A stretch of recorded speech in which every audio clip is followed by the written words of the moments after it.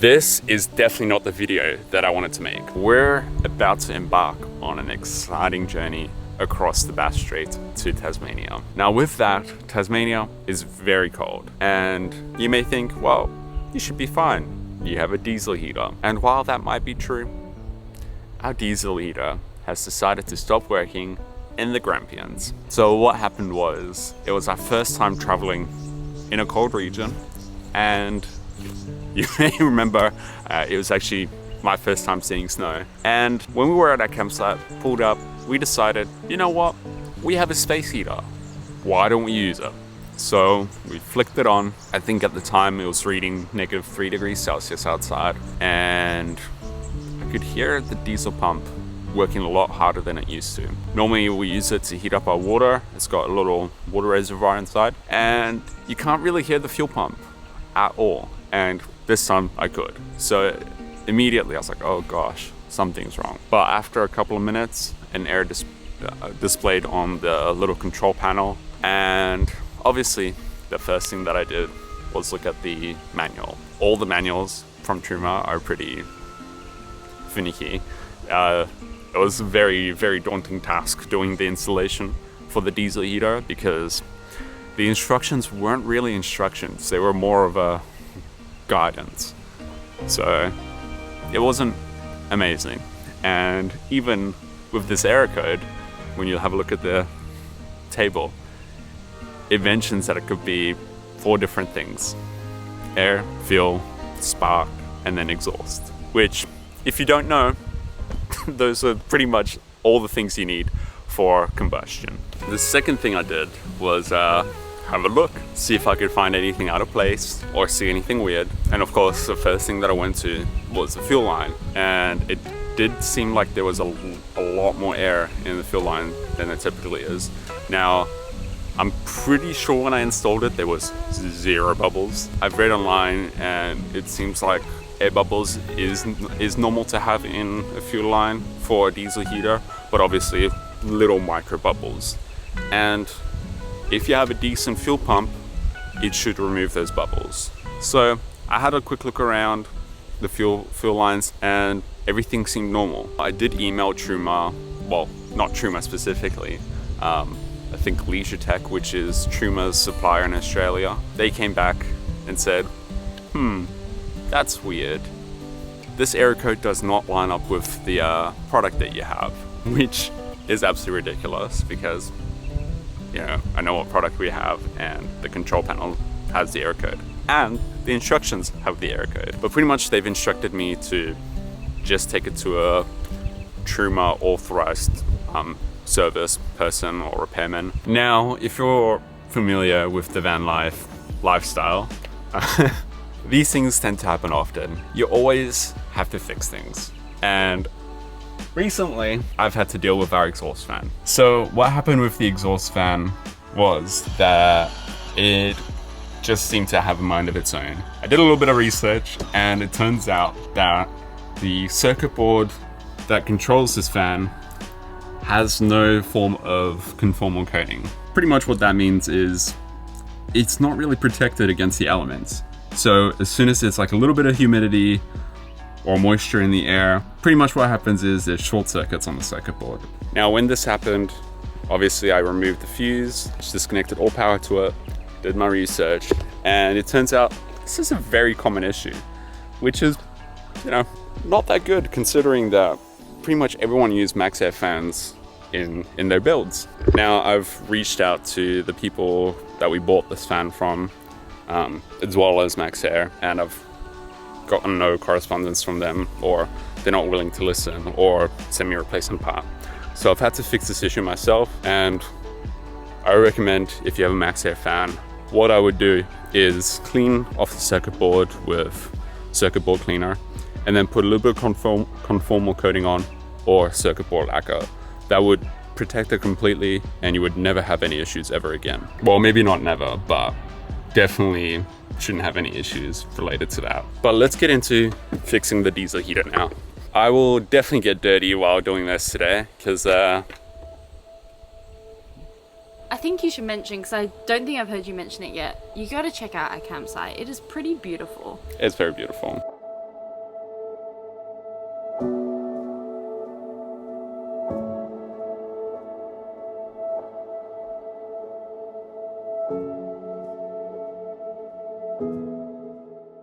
It's a beautiful river behind us.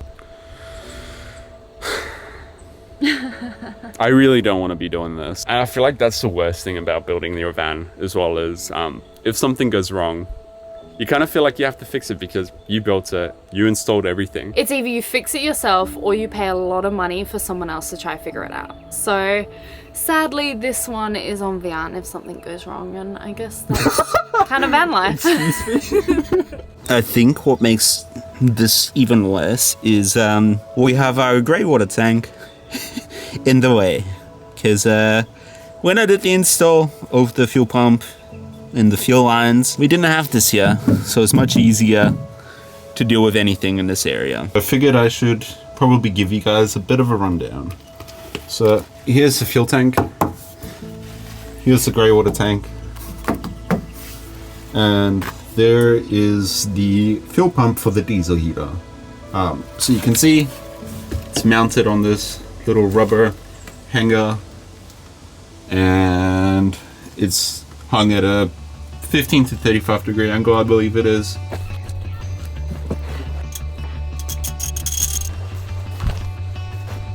Can you pass me one of the clamps?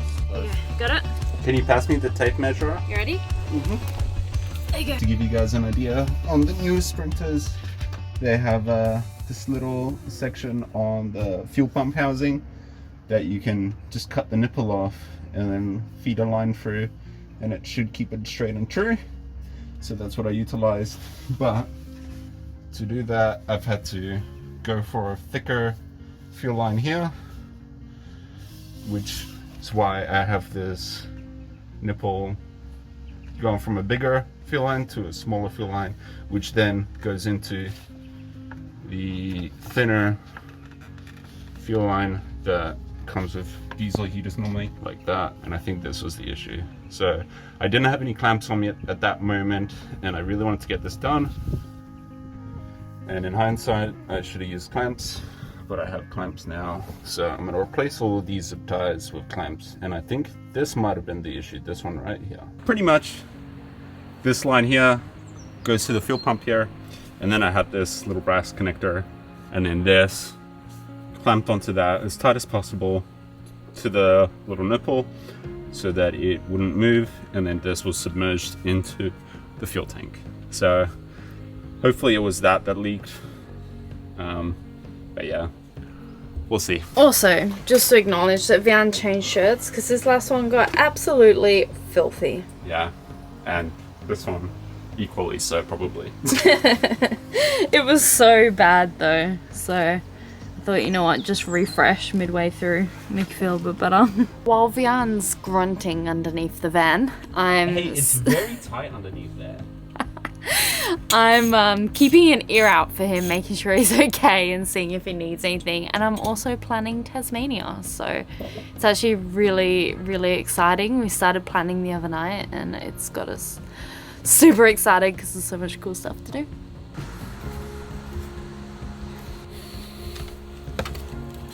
Now, if you're gonna do a diesel heater install in your van, in your Sprinter specifically, and you have a VS30 and you don't have the option for the accessory fuel line, which I think is like $1.5 grand, totally not worth getting unless your van already comes with it. I think most of the charter Sprinters have them, like the ones with the seats in it, because of course there's like a diesel heater in the back majority of the time. But with the VS30s, that nipple that I was not sure if you could see it properly because it's really dark under there, but there's a nipple, you just cut it, and then this feeds into that. The previous generations, you would have to remove the fuel pump housing and then drill a hole through it and then put your own sort of guide in, so that makes it more complicated. To do it properly in the VS30, you just have the diesel heater fuel line, and then I had to make this up. So it's just a brass nipple and a brass nipple. I couldn't get the ones that stepped down the right size to fit over the fuel tank, as well as then to go into the diesel heater. So I had to kind of jerry-rig this together. So this hard fuel line goes up to this brass nipple, and then there's another fuel line that goes in here. This is also a fuel line, but there's no fuel running through it. It's just, you know, there because to clamp down the fuel line and to make sure that it's sealed down. But this fuel line is now in place, and it is a low pressure system, so it doesn't need to be 100% sealed off, but it has to be sealed off enough. You can test this, and I'm gonna regret doing this, but you can test if there's any leaks by covering your finger on the one side and then sucking on it, which I would not advise doing if you've put this in the fuel tank, but I'm gonna do it anyway. But put your finger there, can't suck any air out. So that means that I've tightened this enough so that there's no play in it. And then to check that I've not clamped down on the hard fuel line and make sure that there's still flow, I'll suck on it again without my finger on the end. And that's fine. So this should be working now. What I'm gonna do now is install this back, put the fuel tank back up.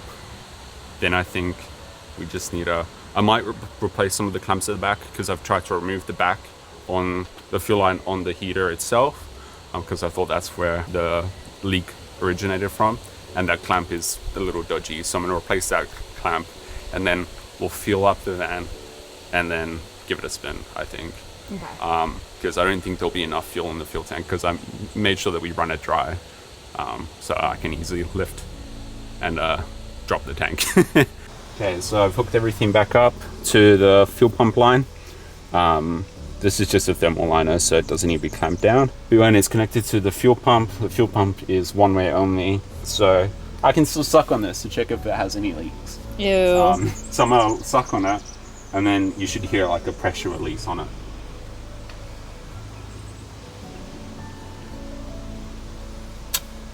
There it was. So it's completely, there's a little bit of my spit in there now, but that's okay. It's completely leak proof from here to the fuel pump at least.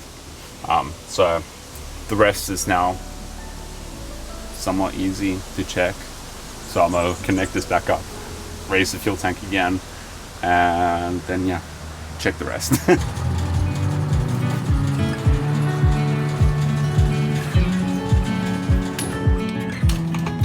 I had to film how filthy Wehan's seat is now, just off sitting on it to drive to go get fuel, right? Wipe it. Ew. Filthy.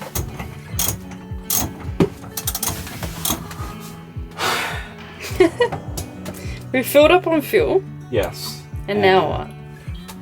Now it's the last end of the puzzle. But this is honestly the most awkward thing to do. It's just awkward because it's like hot water pipe, cold water pipe, and then there's the So it's just bedding. fidgety and everything's in the way. Yeah.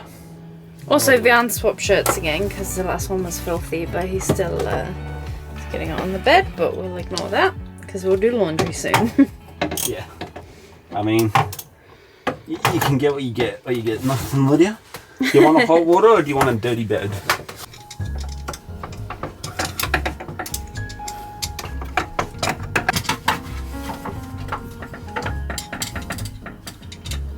Maintain the signal. What? The heater? Yeah. Now? Yeah. Pumps on? Heater's on. Did you want to check how it looks outside though? See if there's bubbles?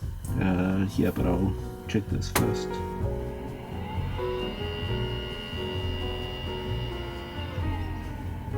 Can you hear the ticking from the pump or no?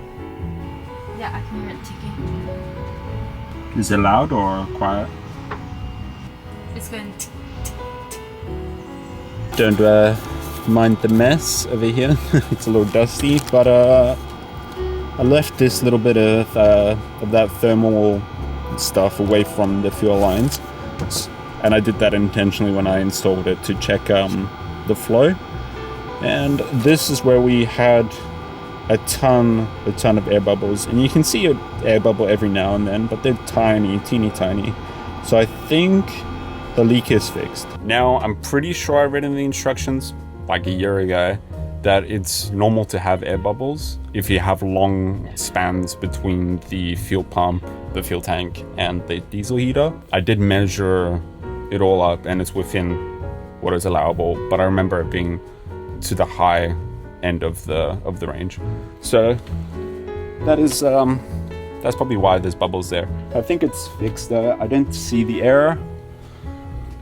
seriously, fingers crossed though, because yeah, like it's yeah. A nice little hot shower. It would be so nice to have a hot shower and also yeah, not have to worry about fixing anything on the van.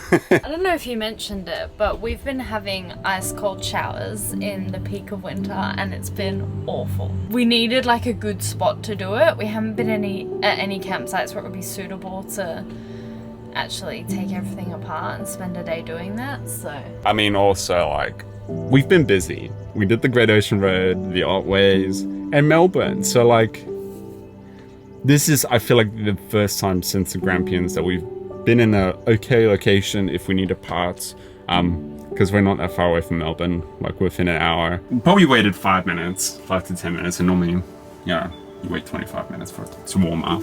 But I've been outside to the cowl. It feels like there's warm air coming out. There's no error code yet. So we'll see if there's lukewarm water coming out of it, at least. Anything? It normally takes a little while. We might be doing this very premature though.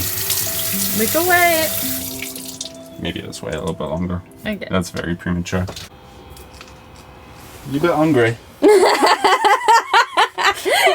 Are you trying to screw me? Shove it in your bum. I thought you were like making like a... Because you've been complaining about eating this whole bloody time. I'm hungry. It's like, what So time is it? But I'm filthy. I'd rather much be cleaner and then eat. It's 4:20 right now. We've only had breakfast. It's 4:20. Sorry, Mom, and Lydia's mom. I will do better. We're the type of people who, when we're working on something, we kind of don't do anything else. So, Especially me. especially Vian. Like I'm always thinking about food. Like when I was working on the van, I would probably start at like 5 a.m. and probably about 2 p.m. always your mom would come out and be like, "Oh, Vian, have you eaten anything?" And I would get like a whole lecture about not having eaten anything yet. I mean, You're so bad. It's just how I am though. Like, I'm either all over the place or I'm just really hyper focused on something. But I mean, you're welcome to eat. I just feel not bad going to. though. I feel like I have to suffer with you until it's done. So far, I hate this wait. It's so irritating. everything looks good though. And it's starting to I warm swear, if this fixes it, we're gonna want to shower all the up. time. I'm gonna have to shower right Yeah, now. you'll have to. So, I mean, I'll have the toilet out in any case, so you might as well shower. Hop in with you. No. Ew. Oh. Ew. Don't be disgusting. Fun. I thought you were inviting me. What for? Right, try it. It still doesn't say it's warm yet, but... Doesn't it? Oh. Is it warm? Is it It's lukewarm. Lukewarm. Still getting there. warm? So it's working. Yes. We'll try again, but Yeah, in about 10 minutes. good sign. Yeah. No error code and lukewarm water. Alright, we have rice crackers. Yeah, it's been a couple of minutes. The icon is now saying that the water is hot, so let's have a look. Oh yeah, Is it you can good? see it steaming. That is... Ow, ow, it's hot. We can have hot showers again. Oh, oh, oh. Oh, yeah. Fixed it for like $6. Should we have a shower now? Oh, yeah. Oh yeah! Fingers crossed this is the last thing that I have to fix. Did you also mention that we took our van in for a recall? Oh! Who would have thought that we would be here again? Yep, the van is in for a recall again. 2 recalls. 2 recalls. We will literally have a recall in every single state by the end of this lap. Like we said last time we had a recall. As much as we didn't want to take the van in, they had an opening and we thought we probably should get it done before Tasmania. Yeah. Because I feel like when we get to Tasmania, you're not going to want to then rush to get a recall done and figure out where a Mercedes is. So we booked in. Thankfully, this Mercedes gave us a courtesy Uber. Yeah. So we're actually now in St Kilda. We couldn't come to Melbourne and not check out the iconic Luna Park. If you didn't know, this is the oldest roller Theme coaster park oldest theme park in Australia, but the second oldest wooden roller coaster in the world, but also the oldest roller coaster in the southern hemisphere, and also one of 9 roller coasters that have to have a brakeman on board of the train to operate the roller coaster. He made that so Interesting. confusing. So I just knew this iconic face. I feel like I've seen it in so many pictures. Right? I feel like it's like even in South Africa, like I knew of Really? Luna Park, and like I mean, You I recognise didn't the know face. much when I was in South Africa because I was a kid. So we had to come by. Sadly, it is closed. Yeah. I believe in Mr. Moon's mouth is shut. I believe in certain periods they're only open on the weekend, and Mainly we're here on a holidays Friday. that they're So open. it is not open today, but we still get to check it out, see the iconic face, and you can see the wooden roller coaster because it runs around the it's boundary, like a kilometer long. the border, the boundary of the theme park. Yeah. Now you're getting my words mixed up. I'm sorry.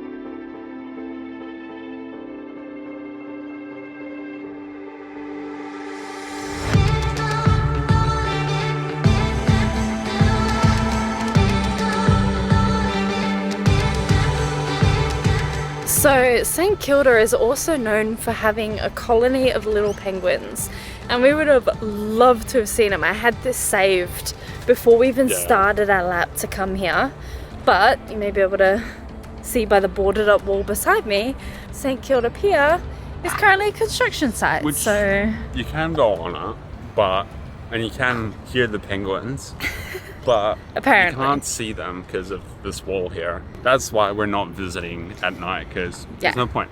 So usually at sunset, where all the rocks are at the end of the pier is where the little penguins You go can get, in, like, and that's where real they up burrow. close to them as well. Like really, really close, and you can just, it's apparently it's amazing. But I think they're gonna make it better for the penguins as well, from what I saw online. So maybe after Tasmania we can come back. Yeah, I think it's a 2024. Because surely it should be done by end of Tassie.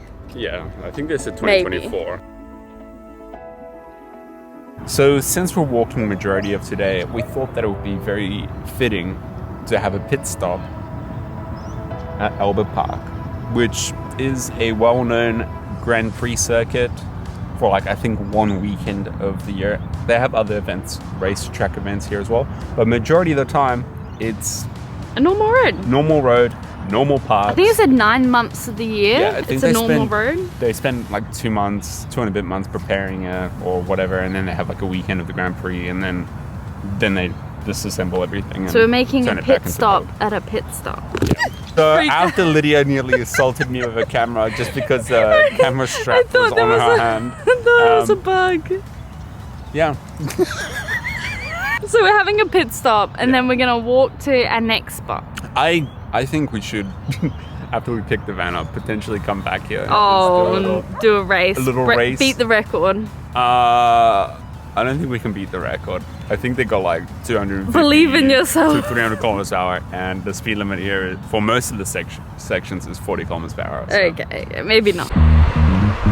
Meow. Is that a race car I just spotted? They even got racing swans with numbers on them. And race stripes on their beaks. Oh, they're so cute. I love them.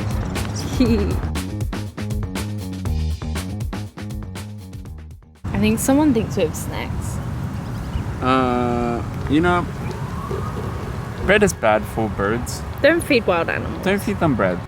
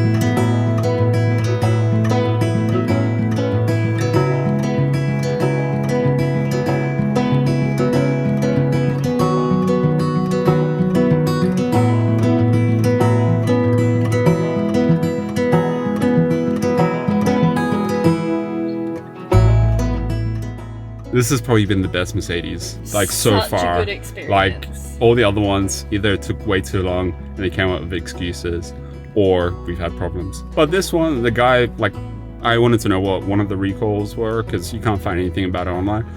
Showed me everything that is related to it, and as well, the van's cleaned. This is the first time the van's been cleaned by Mercedes. But also, we've always whinged about how Mercedes say they'll be really quick, and That then it's as a well. full day. Yeah. And they were like, it should be really quick, we'll get it to you by midday. And we were like, yeah, whatever. Yeah, so right. we planned for like a whole day, and we're like, there's no way they're gonna be that quick because we've had such bad experiences. And it's And they called us at what, 11? two, I wouldn't say it's pretty involved jobs, but it's two like actual physical jobs and not software updates or Yeah. whatever. And it was literally, what, 3 hours after dropping it off. Yeah. And they gave us the courtesy Uber. And they offered to give us another Uber back. It's actually pretty good. Not only did we have the exhaust fan playing out, diesel heater not working, we took our van in for a recall. Should be in tip-top condition for Tasmania now. Yes. Yeah. And we'll actually be able to have the heater. Oh yeah. Thank you for watching, guys. Catch you in the next one. I just put the heater on. Oh, the heater is so nice. Lydia looks happy. I didn't realize how much I missed this.